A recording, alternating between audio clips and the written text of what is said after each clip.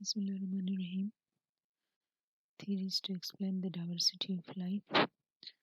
Up till now, we have described Lamarck theory of evolution, Darwin theory of natural selection, and today we are going to discuss Hugo de Vries theory of Hugo de Vries theory mutation theory जो है ये होगो de Vries जो कि एक Dutch botanist थे उन्होंने पहली दफ़ा जो है प्रेजेंट की थी। हुगो de Vries जो है ये इन्होंने जीन्स के कंसेप्ट के बारे में चीफली जो है बताया था और इन्होंने ग्रेगर मैंडल्स का जो वर्क है वो रीडिस्कवर किया था और स्पेशली म्यूटेशन का टर्म ज़्यादातर जो है उसकी वजह से सामने आया ना। हुगो de Vries की थ्योरी क्या है? इससे पहले हम डार्विन थ्योरी ऑफ म्यूटेशन के बारे में पढ़ चुके हैं। डार्विन एक्चुअली वो बिलीफ रखता था कि जो कंटिन्यूस वेरिएशन है एक्चुअली वो नए स्पीशी की फॉर्मेशन में मदद देते हैं, जबकि होगो de Vries का की स्टेटमेंट क्या थी, इनके अकॉर्डिंग जो सडन हेरिटेबल चेंजेस है जिनको उन्होंने म्यूटेशन का नाम दिया, इनकी मुनासबत से ये हेरिटेबल होते हैं और यही जो है नए स्पीशी के बनने का सबब बनते। हुगो de Vries ने ये आइडिया कहाँ से डेवलप किया था? चूँकि उन्होंने एक प्लांट को ऑब्जर्व किया था जिसका नाम है इवनिंग प्राइमरोज, साइंटिफिक नाम उसका है ओनिथेरा लेमार्कियाना। इस प्लांट के अंदर इन्होंने कई अनयूजुअल टाइप्स को ऑब्जर्व किया था जिसकी वजह से उनके जहन में ये आइडिया आ गया था कि these are the mutations which are going to play part in the evolution and not the continuous variation. जब इवनिंग प्राइमरोस को की सेल्फ पोलिनेशन की गई और इसकी सीड्स डेवलप हुई तो उस सीड्स को ग्रो किया गया और उससे जो प्लांट बनी तो उसमें ज़्यादातर तो अपने पेरेंट्स के जैसे थे, लेकिन कुछ ऐसी अकसाम थी जो इससे काफ़ी मुख्तलिफ थी। ठीक है, लाइक उनके अंदर जो फ्लावर्स थे उनके उनकी पोजीशन या इनकी साइज़ या इवन प्लांट का जो साइज़ था वो बाकियों के मुकाबले में बहुत मुख्तलिफ था। होगो de Vries ने क्या किया कि उन्होंने जो F1 जनरेशन के सीड्स है दोबारा से उनको ग्रो किया, तो ग्रो करने के बाद जो प्लांट्स थे उसमें से और मुख्तलिफ किस्म के प्लांट्स जो है वो अपेयर हुए। ठीक है, तो उससे होगो de Vries ने ये आइडिया डेवलप किया कि जो एवोल्यूशन है ये ग्रेजुअल प्रोसेस नहीं है जो कंटिन्यूस वेरिएशन के थ्रू ग्रेजुअली एंड स्लोली जो है चीज़ों को इवॉल्व करता है, बल्कि ये all of a sudden appear होते हैं और एक स्टेप में भी हमारे पास नए स्पीशीज़ जो है वो बन जाते हैं। ठीक है,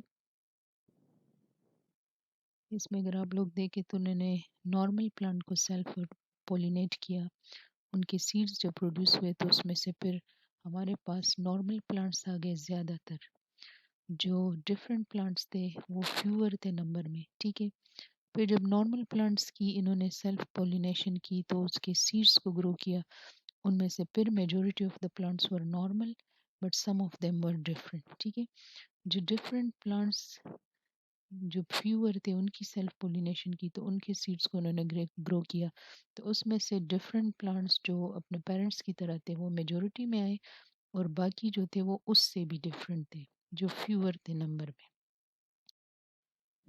अच्छा, होगो de Vries जो थे उन्होंने उनके म्यूटेशन थ्योरी के प्रोमिनेंट फीचर्स क्या थे? According to Hugo de Vries, mutation or discontinuous variation are the raw material of evolution.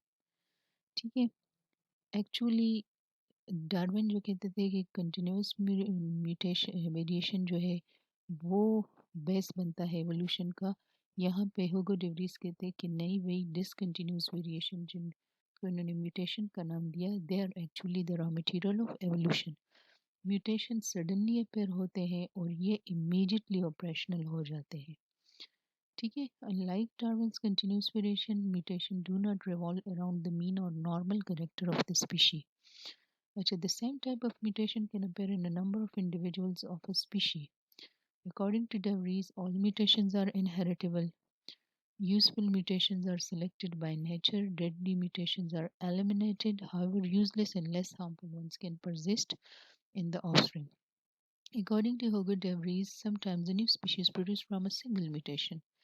And evolution is not a continuous process, but it is a continuous process, a discontinuous process, according to Hugo De Vries. جو points جو mutation theory کے فیمر میں تھے وہ کیا تھے؟ اینکن shape جس کے شارٹ لیگڈ تھے، ایک ویرائٹی آئی تھی شیپ کے اندر جو سڈنلی اپیئر ہوئی تھی 1791 میں، وہ میوٹیشن تھیوری کو فیور کر رہے تھے. جو ہے ہیئر لیس کیٹس اور ڈبل ٹاٹ کیٹس جو اپیئر ہوئی تھی پاپولیشن میں، تو وہ بھی ان کے میوٹیشن تھیوری کو فیور کر رہی تھی. اچھا کرٹیسزم اس پہ کیا ہوئی؟ First of all Hugo De Vries experimented on a plant that is Ornithera lamarckiana, but that plant was not a normal plant. That was a complex heterozygous plant. ٹھیک ہے. انہوں نے جس پلانٹ کے اوپر کام کیا تھا وہ ایکچولی نارمل پلانٹ نہیں تھا بلکہ ایک ہیٹروزائگس پلانٹ تھا. دوسری بات، نیچرل میوٹیشن اتنی کامن نہیں ہے جس طرح Hugo De Vries سمجھتے تھے کہ ہے اتنے کامن. میوٹیشن زیادہ تر نیگیٹو ہوتی ہے، موسٹ آف دا ٹائم یہ ہمارے پاس پازیٹیو نہیں ہوتی. میوٹیشن جنرلی ریسیسو ہوتی ہے جبکہ عموماً ایولیوشن میں جو ٹریٹس کردار ادا کرتے ہیں وہ ڈومیننٹ ہوتے ہیں.